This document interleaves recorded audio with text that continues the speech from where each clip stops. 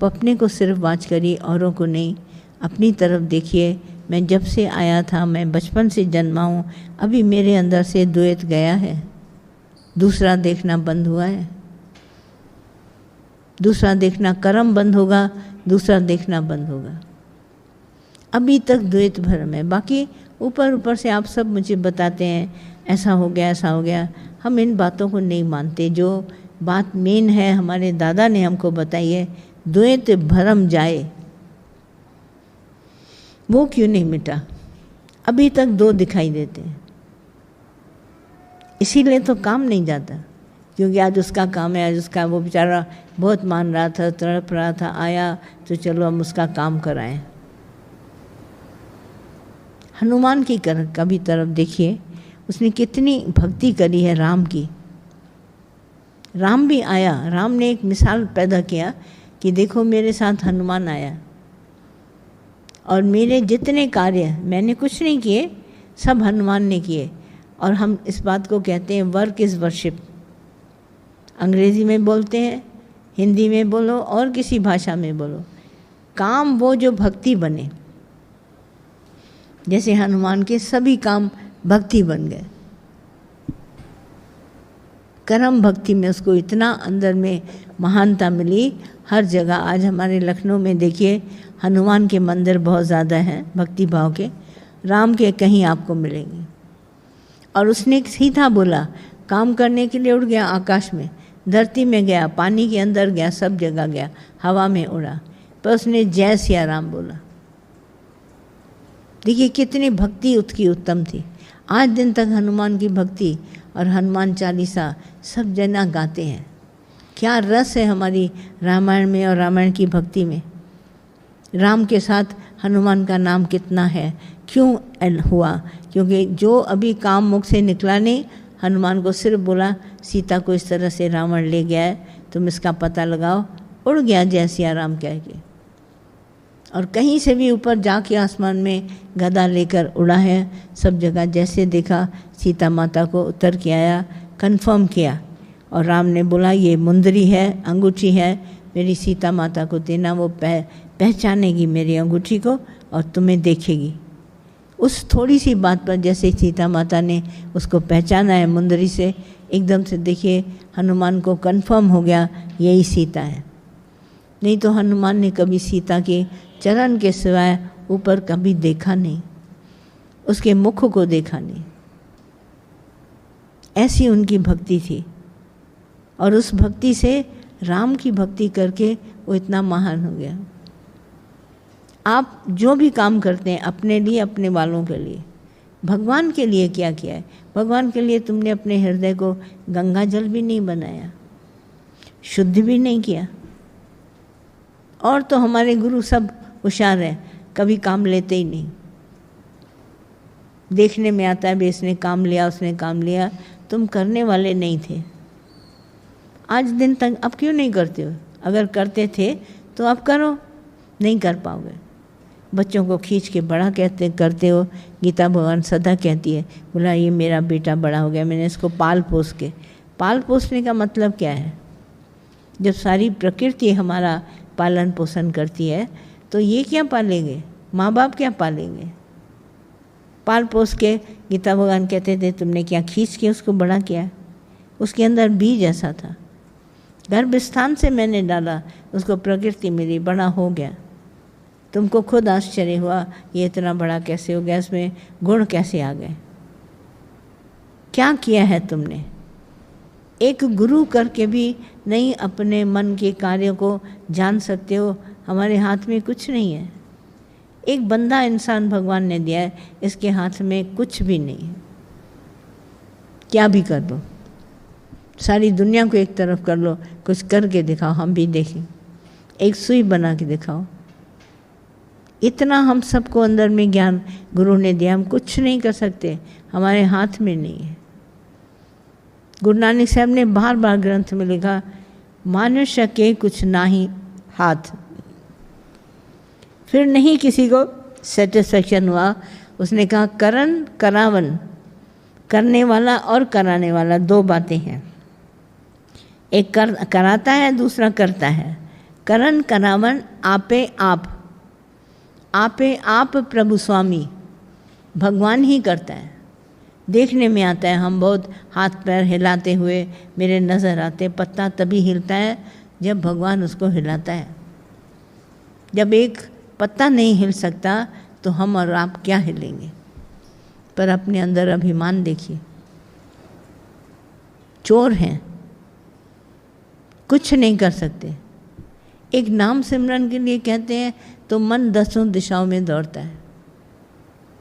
माला के 108 दाने तो वहीं के वहीं रहते हैं फिरते हुए, और मनवा तो 10 घूमे, सब दिशाओं में जाते हैं। इतना अंदर में कर्म है। मैं देखती हूँ जो मेरे साथ रहते हैं वही मुझे याद दिलाते हैं। मैं अंदर में आज हैरान, मैंने कहा सवेरे ये क्या कह रही हो तुम।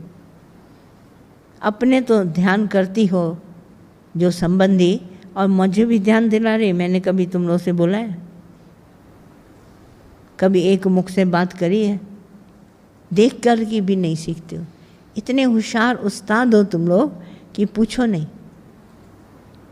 सावधानी नहीं है, क्योंकि खुद करते हो तो हमको भी दिलाओगे, नहीं तो एक जैसे कैसे बनोगे। उठ के सवेरे बोलते हैं नमस्कार। अरे मैंने कहा नमस्कार क्या, अपने आप को नमस्कार करो। एक ने दिल्ली से फ़ोन किया, भगवान अब आप में ना मुझे दादा दिखाई देता है। मैंने कहा मेरे में दादा दिखाई देता है, तुमको अपने में दादा नहीं दिखाई देता है। इसको छोड़ के यहाँ दादा है कि यहाँ दादा है पहले। तुमको अपने में दादा क्यों नहीं दिखाई देता है? क्योंकि अपने में दादा देखोगे तो तुमको झूठ, ठगी, चोरी, पाप से हटना पड़ेगा।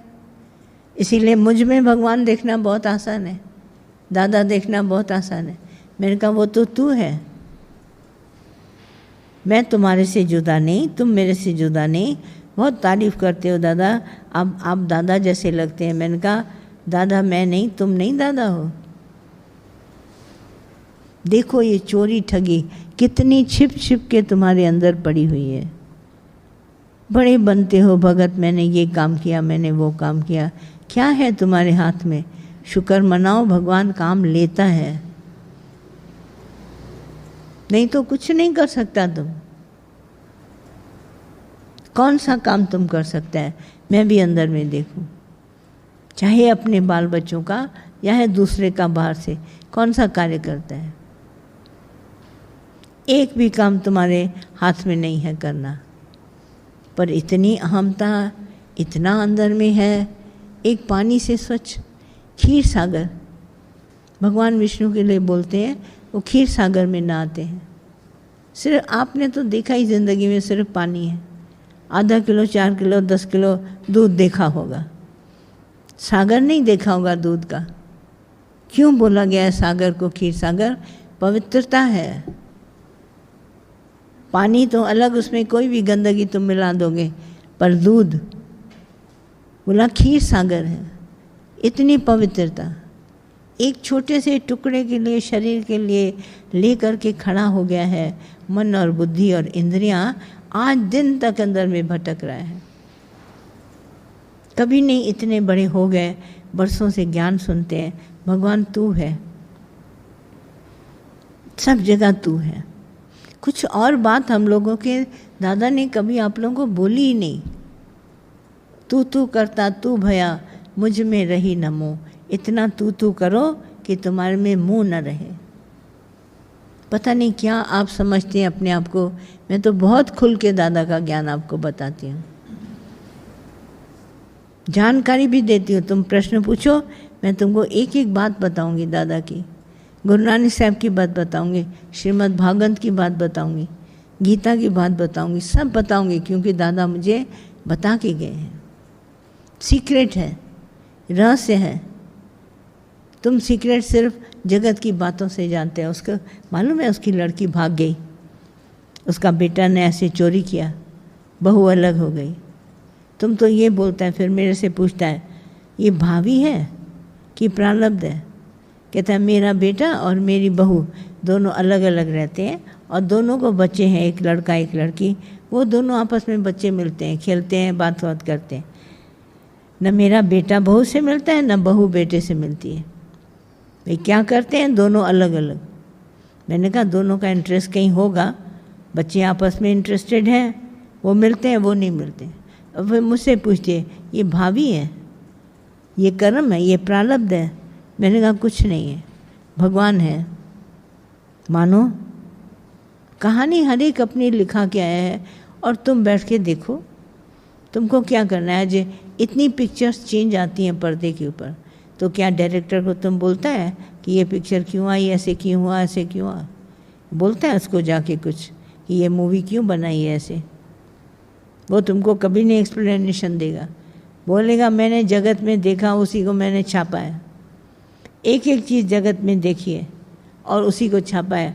मैंने मूवी नहीं बनाई, मैंने जगत देखा, उसमें जो देखा वो बना दिया। इतनी भक्ति की पिक्चर्स बनाई हैं तो ज़रूर जगत में देखा होगा ना, भक्त भगवान को ऐसे ऐसे करता है तो बनाया। आग में जलते हुए प्रहलाद को देखा होगा तो इस तरह से बनाया। हिरण्यकश्यप को देखा होगा तो बनाया। जो भी जगत में देखा उसी को पर्दे पे दिखा दिया। अब आपको ये रहस्य मालूम नहीं है, दादा को मालूम है। दादा बता के गया है, खुले आम बता के गया। हमारे दादा ने किसी से भी कोई सीक्रेट छिपाया नहीं, बिल्कुल सच जाहिर किया। आज दिन तक एक एक बात सच्ची बताते हैं। देह के बारे में तो इतने श्याम भगवान बोलते हैं, ये देह कभी किसी का रहेगा नहीं। धीरे धीरे करके घिसत घिसत जाए, घिस जाएगा। बचपन गया, जवानी गई, हमको सुजागी चाहिए। भाई अभी भी जानने वाले किसी समय भी जा सकते हैं।